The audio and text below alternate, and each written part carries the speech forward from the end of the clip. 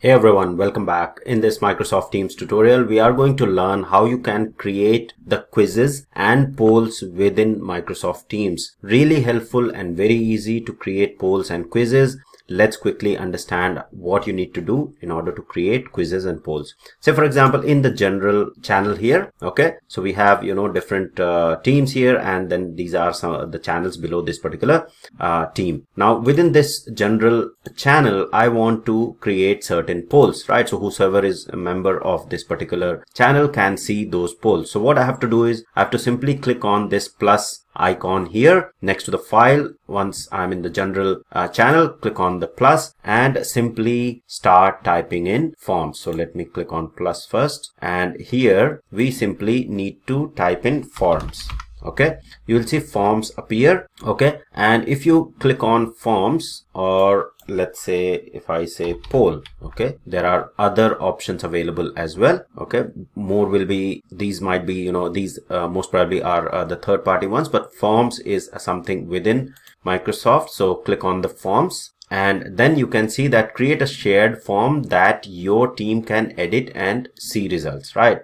So what I can say is, I can say this is poll 1, okay, and then click on save. Okay, so now you'll see that the form has been created, right, with the name poll 1 that I have provided, and then here I can simply click on this add new, okay, and then I can add the choice, add the text or the rating or the date, and then if you click on the drop down here, you can basically upload. Okay, so you can see that there are different options as well. So like used to gauge about a certain topic. So basically if you want to add this or you want to upload something, okay, file upload. So let's first quickly create a choice. Okay, so simply create a question. I'll simply say question 1, okay, and then here I'll say yes and no. Okay, so simple option. Okay, so question 1, I'll say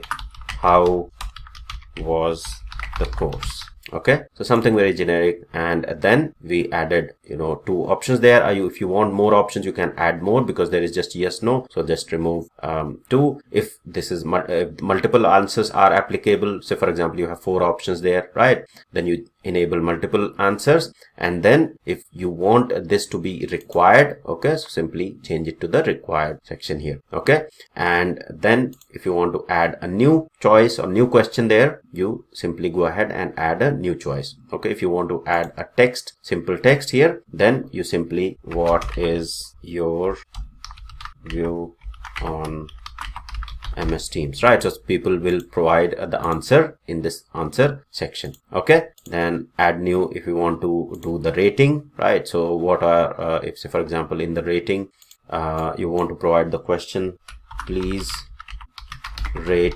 this course, right? So you can see that there are different options in terms of levels and the stars. So for example, you can change the number or the star here. Okay, if I go ahead and add new, I can add the date, and then I can also use this like it. Okay, so here this is basically we specify different options, and then based on different statement what option people will go ahead and choose then based for that particular question. Once you are happy with all of that poll, okay, then you simply can go ahead, and as soon as you will click on somewhere else, you will see that this form starts appearing.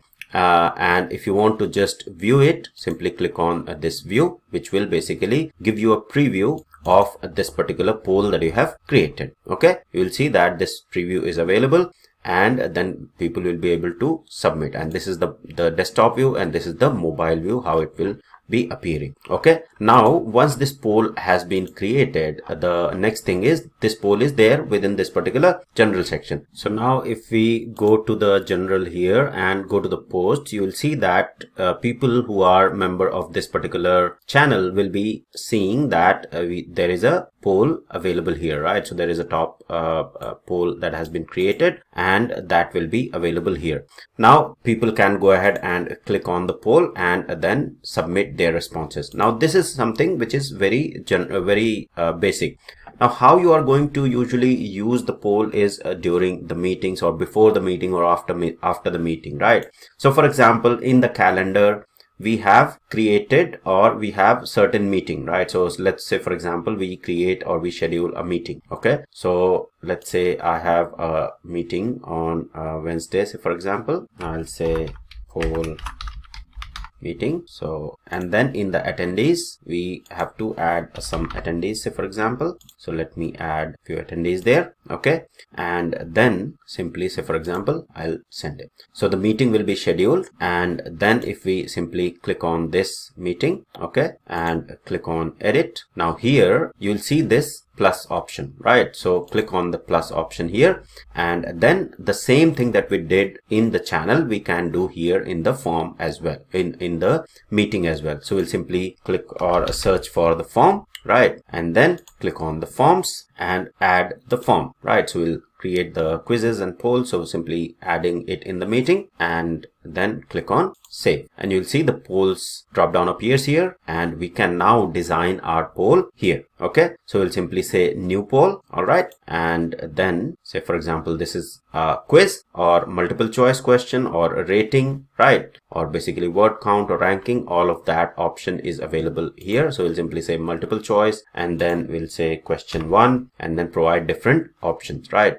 If there is an option for multiple selections, you simply enable that. Okay, and then you will see that record names of the respondents only visible to the creator. So for example, I'm creating this particular poll, so I'll be able to see the names of the respondents, right? If I want to keep it anonymous, then disable that, and then allow co-presenters to edit your poll while it's a draft poll, right? Now this will enable, or this will help the co-presenter, whosoever is the co-presenter, to edit the poll that you are going to create if you enable this. Okay, if you disable this, then you will be only be allowed to enable or disable or basically edit this particular poll, right? So we'll simply say save as draft. Okay, and then here you will see that this particular question has been created. If we simply want to, say for example, if we want to edit this poll or delete this poll, you simply click on this drop down here and click on edit poll, right? Or delete the poll. So if I click on edit poll, I can go ahead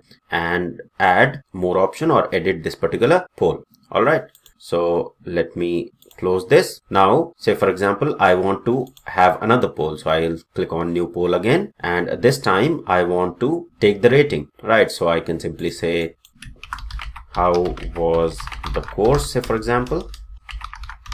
Okay, and then out of 5 stars, basically what all people want to select, and then click on save draft, right? So as of now, within the meetings, there are 2 draft poll that you can see, right? So they are not yet started. So now meeting hasn't started yet. So if once meeting starts, then you can go ahead and launch, right? So organizers can go ahead and launch the poll once the meeting starts, or prior to meeting you want to launch the poll, right? So you simply click on the launch, and now people who are being invited in this meeting will get a notification that there is a poll, right? Which I have already got, right? Which is basically for the other user which I am logged in. So let me quickly open this and try to put the response. So I'm opening my Teams app on the phone, so I can see that the poll is available, right? So I'll select one option and submit the vote. Okay, so if I refresh it here and go to polls again, then the option, the vote that I have just did from the other account should be available here, right? So if I click on the view results, you will see that one option has been, or vote has been casted there, and that is basically live, right? So this is pre the meeting started, right?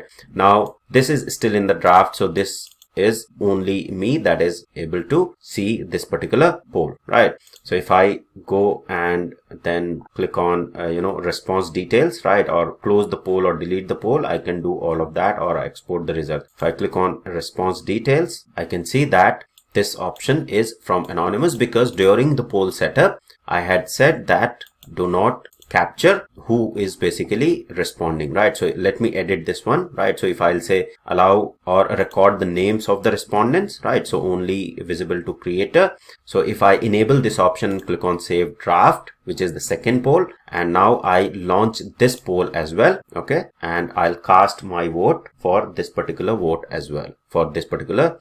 Now you'll see that this poll has changed to live, okay, and I should be getting the notification again. So let me quickly vote for this one as well. It is a bit slow, it's still loading. So yep, I've got the poll. Now let me rate the course and then let's see the results. So results have been submitted from my mobile phone, and if I go to view results now, you will see that there is one result, and this is basically the result that is shown here. And if the organizer want to see the response details now for this one, this will show the user who has responded to this particular poll, right? So still it is showing as anonymous, which is something not expected. So looks like this might be because the respondent is not in the company network, right? So that's why it's capturing it as anonymous. But usually while creating the poll, you can see that if you enable this option, say for example in the quiz, if I say record names of the respondents, which is only visible to creator, actually it should go ahead and respond or capture the name of the respondent and show it to the creator of this poll, right? So this is basically briefly how you're going to create the poll within the meeting, before the meeting,